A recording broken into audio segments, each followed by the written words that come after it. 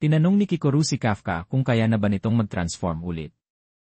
Sagot ni Kafka, sinusubukan naman daw niya pero palagi siyang nabibigo.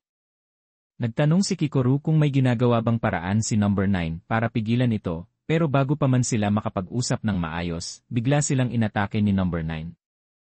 Habang umiiwas sa atake, sinabi ni Kikoru na siya ang aatake, at pinakiusapan si Kafka na gumawa ng paraan para pigilan ang galaw ni number 9.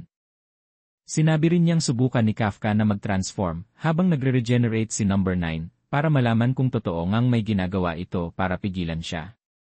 Kahit mahirap aminin, inamin ni Kikoru na kailangan nila ang lakas ni Kafka para talunin ang kalaban. Agad silang kumilos, tumakbo sa magkasalungat na direksyon. Pero mabilis nakaisip ng bagong strategy si number 9, hinati niya ang sarili at nagkaroon ng dalawang ulo, sabay inatake ang dalawa. Tinamaan man si Kikoru at Kafka, hindi ito ininda ni Kikoru. Tumalon siya sa ere at sunod-sunod na inatake si number 9, sabay sabi sa sarili.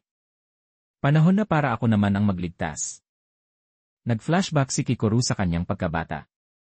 Ipinakita ang kanyang ina, si Hikari Shinomiya, isang captain ng Defense Force, at tagapagdala ng Kaiju Weapon No. 4 at tinagurian siyang Valkyrie sa battlefield.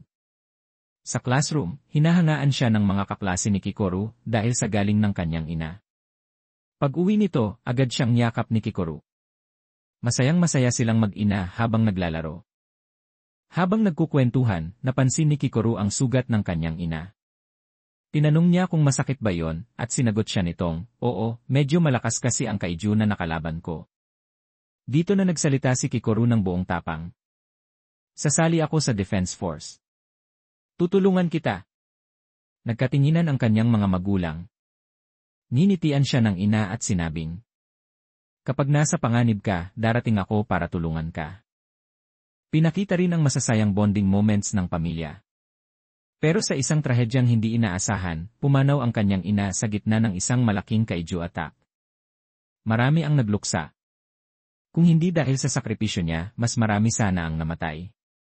Sa puntong iyon, umiiyak si Kikoru, sabay pangako sa sarili. Sorry kung hindi kita nailigtas pero nangangako ako ang magiging pinakamalakas.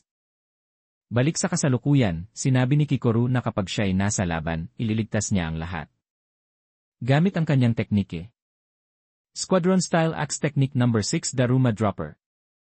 Tinarget niya ang leg ni number 9 at tuluyang nahati ang katawan nito. Sabay sigaw. Ngayon na, Kafka. Sinimulan ni Kafka ang pag-transform, pero sa proseso, nakita niya ang kaiju na pumasok sa katawan niya. Parang isang bangungot, nakita niyang pinapatay niya ang sarili niyang mga kasamahan at kaibigan.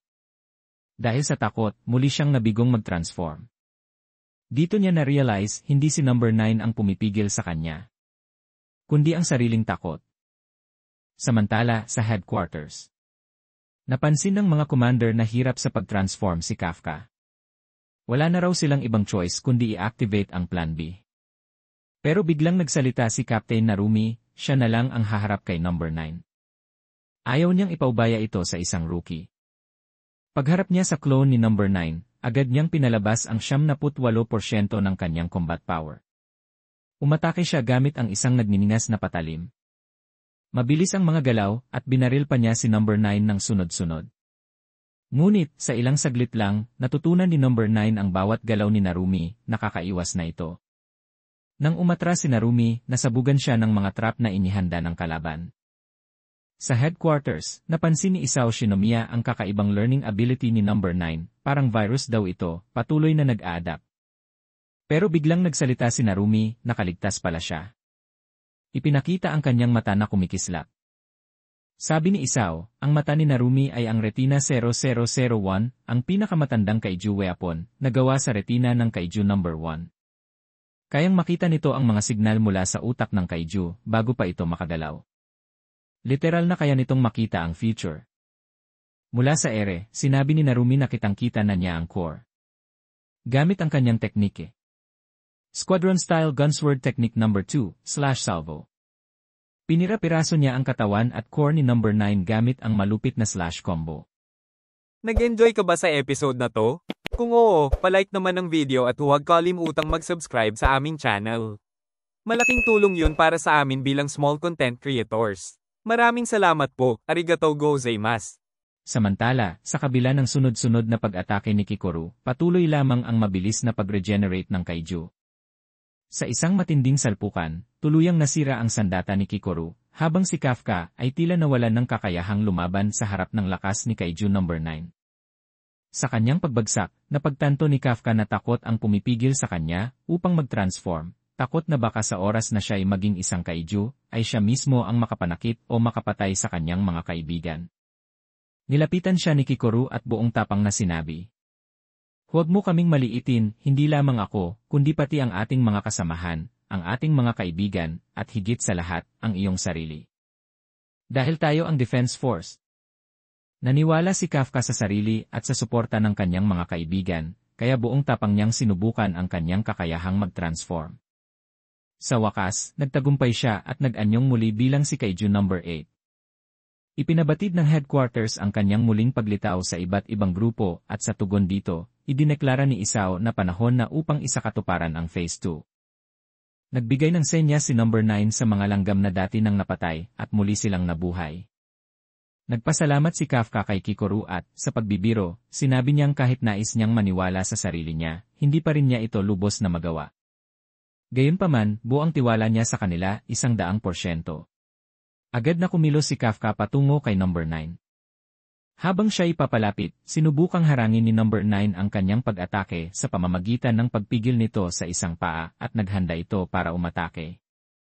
Subalit, hindi ito inalintana ni Kafka, sa isang mabilis at matalim na galaw, agad niyang nakuha ang core ng langgam at tuluyang winasak ito.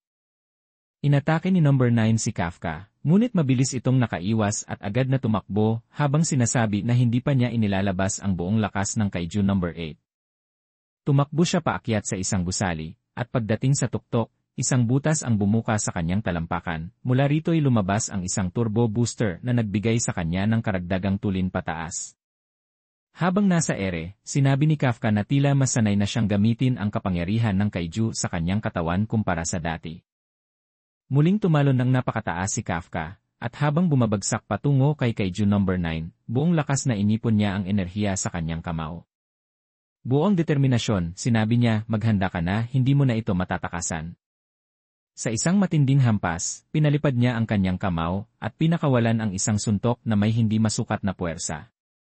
Sa lakas ng impact, dama ito ni Kikoru kahit mula sa malayo. Sa wakas, tuluyang natalo at naglaho si Kaiju No. 9.